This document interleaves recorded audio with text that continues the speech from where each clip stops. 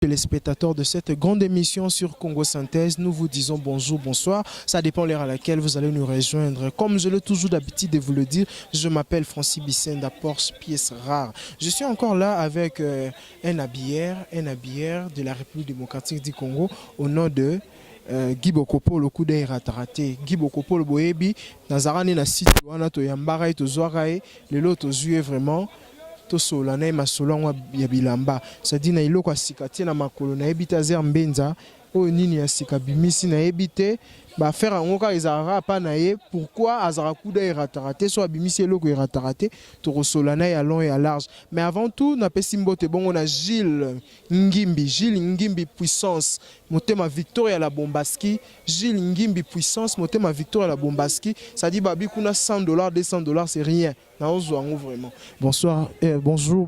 Guy Boko. Bonjour mon frère. Bonne santé. Ouais, santé calme, qui m'y pourquoi bien on a un coup d'œil ratarate? Ouais, coup d'œil ratarate bien rare parce que moni na monde d'habillement to comme me belé. Na mutu mswaza te kane makala, te kane madesu. Aega na elamba. Donc le roi Bokopo depuis nazalanga moko nyonso na ya nango tout. Ata moko ratate. Pour l'issou mes ali donc ba komboze belé au monde même sous ba héritier bien même sous l'issou nzambe de soit bien l'issou nzambe bi soit tali mbala moko ba j3 pesanga coup d'œil ratarate héritier et moi il sous table de mixeur table de multiplication donc nga atoza nani so na bi na suki so ato latinini ato soma 20 000 euros ata 50 000 euros so na bi na suki so non ndé. Non, problème dans la rare que moni musala na biso ezaki to linga égalité zala na Congo. Mon te ke ngala lati sandalo bino tout botele mbola tsangote. Mais trop parce que eza trop cher. Problème dans ezaki na linga congolais nyonso lelo na sala musala makasi OK lelo na koma mona so na tali ba job na kini propre na tali ba momiji na bien slim kitoko ma mtu kitoko ezaki souci na ngezala na kini parce qu'à l'époque elle era que pour la ta bien il faut ça toujours na ndeko na mikili il faut ça na ndeko mona mikili ndeko na ndeko tinde lokoli moi DHL moi nini bon bo bato bazali na bandeko na potote problème et puis le lot na ina sonda la Gucci oyo na ibisio ata oza bandeko na poto ata sala 20 ans singa sandalo yate parce que c'est Chine à côté na yango te ti yo singa siko ya poto ti yebise siko ngala mala dans les besoins sandalo wana na kin bato amela pe matinde langa ndeko langa a tinde loté parce que so akeka na magasin Gucci à côté sandalo combien il a 400 euros.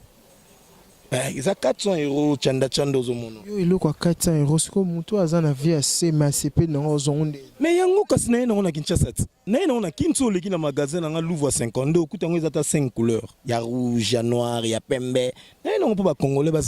Ma bénin, c'est qu'on a sali. Pour le mbanga pour ani parle bête son parcours no au bandi wapi pour le loko makude ratarate. Ouais, ngala banda na ngara nde zalaka na banda nde via mombal tu zalaka na banda oteka tombola za famille hein to za famille mbaba mère banim toteka batombola trop nde moni nzambe nenga eleva batu et puis na yo banda Brazzaville à l'époque ezali po mutu kende Brazza to zo ki to zubi lamba kuna to na ona kin et après le lope ba Chine ya parce que na za muta yambo parce que batu nyonso ko betelo sur la Chine baza bana nanga tout le monde. Donc ngam tu na Nixon boutique na lobi na yo batu nyonso yo yebi ya Chine baba nanga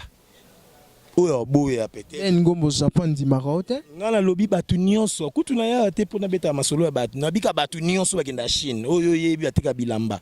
baza bana nanga donc na bimisa na format lelo idéologie nyonso esa mala Kinshasa ezaka oyo Guy Bokopo ça sala lelo kolega ba TV yo yeba mutabilamba mo alega na TV na Kinshasa donc ba jika ba uta poto ba ya nani yo yebaka garçon moi en Chine a télé ma pembe na musicien nani ezana no ndeni no convaincre ba musicien ba la ta Chine pona zala ko la ta bien te pona zana lisu nazana coup d'œil alors ba musicien à l'époque baso comprendre ce côté abiso to ti poto men ni jo uta Chine ba benga ngo bilamba kato men ni jo frappe paraboy nde sala ba musicien na fongola siko ba musicien misu. Ben, comprendre que Joyo est un soldat, Joyo est un guerrier. C'est ça. Il y a un moni lelo, na pesa pe ba jeune sous courage, a koya pe na musicien ba solo li. A moni pe garçon qui est en Chine pour na salara déjà nzela, na salara déjà idéologie mais avant ils allaient au pousse na peme na mission nino ke solane yo la tse lambe uti Chine au pousse ande fala Guy Bokopolo moko azala na solo la na bango master Chine ezaka combo mais ba plan eza donc tout tiko ya poto ya Chine ezala atenio so eza bilamba poto ba sepela no lisu. Ouais, bon, ko sepela te za jalousie mais eza poto kabwana et kabwana parce que batu mususu baza pour lelo sandalo na salon okati batu nyonso na poto za na 400 € ki so sandalo na Gucci ba obenganga na téléphone Bokopolo lo ana ka osali na ninga kote wana tindela biso to za nango donc poto kabwana ba bandimaka te eza nango wa ka ocha orgueil monter à mabe mais face à face nanga bo lo bandi akoka a poussa na te pour na taquer mbala moko pour la tani oyo ya na ngana ya na te rien n'a pas ça occasion musicien n'a pas ça opportunité comme le Guy Bokopolo ou andima ko ya liboso. Ouais vraiment baza moins belé en tout cas sur le nom d'autant ba ko baza moins belé mais au moins master nga Blickington Bill a vraiment soutenu nga trop na marambo yo master nga IJ3 et puis héritier Watanabe o la koloba ke lelo ti lobby ayembanga asala nga na la danger akumisa do master nga ok non lelo to sala boye en tout cas hein acha moi pourquoi donc voilà ba mususu balinganga te pambara na ça bango rien pour ça bango to boya roulette ça bango non bango problème na bango moninga la linga ba mission bazala ba complexité parce que nga la la micro te nga eza po bachangaka funa lata bien mutu to tali o chaka jo batatu jo alati bien normal parce que mission msu bongo moins ti yozo dunda ina aspect à mon année ozo étouffé à rolingo rati en tout cas la poste na kipe na masala vraiment fabrigaz hein na bosani donc na yé donc moi ba mission on a tangi vraiment la coopérer ba musu ezaka complexe ba ngala ya na ba complexe na bato ba bi ba on matisa musique na ba world tangi était dans ya boyano ah musique na world na golo bezaka ba congolais tout ba obunda te mérité pe lelo to mona biso to ngana yeba yeke mambo ba visa esuki lelo na oka moi lisusu le mardi ba massa ba ok aux États-Unis ba yé donc on a bien tout à l'heure on a vu massa Italie changa na Italie lo wana na visa Italie mona kenda été donc ceux qui mambo Italie bandi changa alors tout le monde on est le mot grave mais héritier yé ah betongo ba dada moko boy donc on se comprendre te donc au moins te que bango nyonso ba bundaka voilà ben Guy Bokopolo so latisi clip nini o mikolo ezoleka nani so latisi bon mikolo vraiment na latisi mutute ponga so na latisi mutute na rala na micro te ke na latisi ngani te mikolo tout na latisi mutute parce que na lobaki na doser na nous pour makamwa ngomi trop ko welela trop hein na ba musicien trop donc on a tika na no mona musicien mo so amoni make mutu na bande o latisi ti obengaka Bokopolo abama Joana coopérer na ma trop yo ya kaka donc nga la vanda kimia yo moko lukanga yo mo fo benganga parce que na yebi valeur ya boulot nga nga la zate na kenda ko luka ba musicien te musicien moko vanda so za ba clip na moni maki oui faut na coopérer na Joana benga la téléphone to coopérer yo kenda ko lelela bango te ba fula nga fula matongo nga na fula matongo na zala déjà Guy Bokopolo kala na yeba ni monde entier na ba chinois ba yebinga donc na yebana mokili mobimbanga za na tina yebana te nga na yebana dia partout parce que surtout que na mabanga donc to banda coopérer na mi c'était pas ça na ba te bela robosano des faux fâché non nga na yebana déjà les ka ba écran nga moko donc naza déjà na teka face donc nga mama mabanga kutu donc naza déjà libanga kala nazala déjà libanga. Merci beaucoup to citer na biso to yebaka iloko tina makolo donc maison musu na zone de zate yo mutaliboso kitina na RDC omoni borozo mona makolo ezane album nanga oyo eza disque donc ranking eza trop parce que le logo kota de Prince Kasavubu ti obima na bokasa au monde na magasin ya mutu moko teza bouton na fina ki mabatutu na fina parce que mambo Chine nga mutu na sala makambo wana ezala donc lo ego zala pe na nenga mikili partout mokili mo ba benga so na fini on na nenga Chine na fini ngo zala ngote o za bambo ya grosse affaire ezate ke on a $2000 mo be 3000 ou be 5000 ok na boutique mo bo na Chine okotite ba benga na yo o eza mambo ba factory eza grosse affaire. Ils ont 2 mois pour na sola maramboyo pour mat avion et comme na Congo. Donc ils ont ma factory. dans usine factory oyo eza toke na boutique on a $3000 langa na c'était ba benga na yo oba sola non te osola makambo nini donc ça que ngai na se sacrifier ki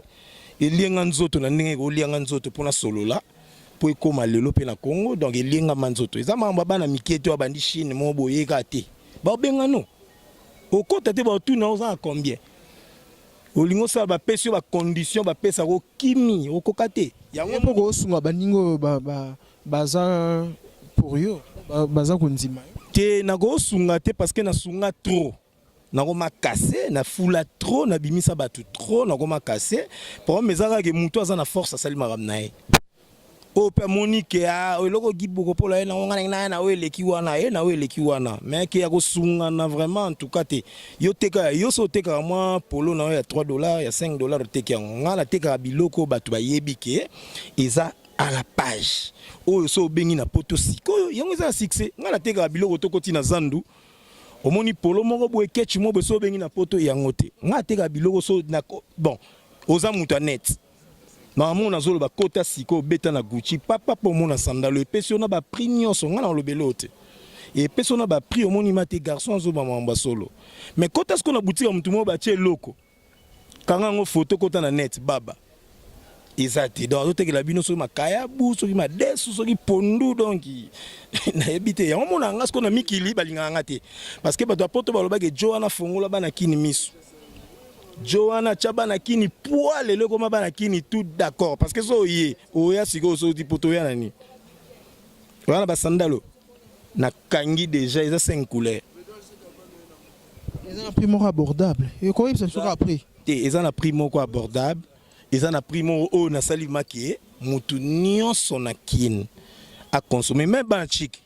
parce que so ma prof à côté na classe à talio na sandalo place à e à comme a article la talango donc ils ont un prix abordable na sali ngo ma batu nyonso baza à l'aise ko banga noter malgré na poto za €400 mais koto na buki donc ma muzama kitoko ye to solo limso calmement. Merci beaucoup, nous sommes arrivés à la fin. Quelques dédicaces na batu nyonso surtout ba Hollande. Ouais ba dédicace ezali nazo pesa master na héritier Watanabe yende mana pesa ba bon dimanche place aza courage mon frère. Na ningozo kende dans les bons visa ba États-Unis ba Paris ba nini masananga courage et puis na bosanité ba masananga tout na Paris Gatier Bokokoli petit nanga Ris petit nanga ba c'est belé ba na poto tout bolinga nga la linga bino voilà. Merci beaucoup. Mon numéro de téléphone pour na bato ba ondimo quand même. Oui, plus 243 4 ya Willy Mouchen. Oui, ya Willy Mouchen ouais 82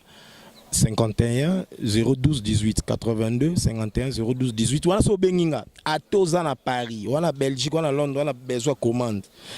na salelio selinga western na na agence na tindelio ozana Goma donc partout mokili mobimba donc merci beaucoup to pesipe ma Denise Mbota Hollande.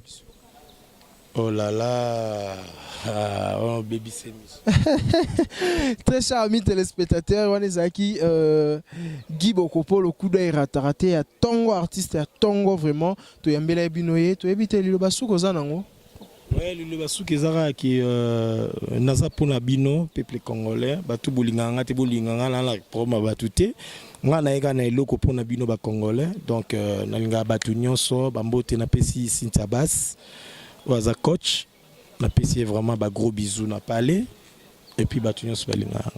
Merci beaucoup. Mais très chers amis téléspectateurs, nous sommes arrivés à la fin. Là, je tiens à saluer Gilles Ngimbi Puissance. On thème à Victoria la Bombaski. Gilles Ngimbi Puissance, balobi. Mon thème à Victoria la Bombaski. Balobi $200. $100, $300, c'est rien. Gilles Ngimbi, mon thème à Victoire la Bombaski. Ça dit, je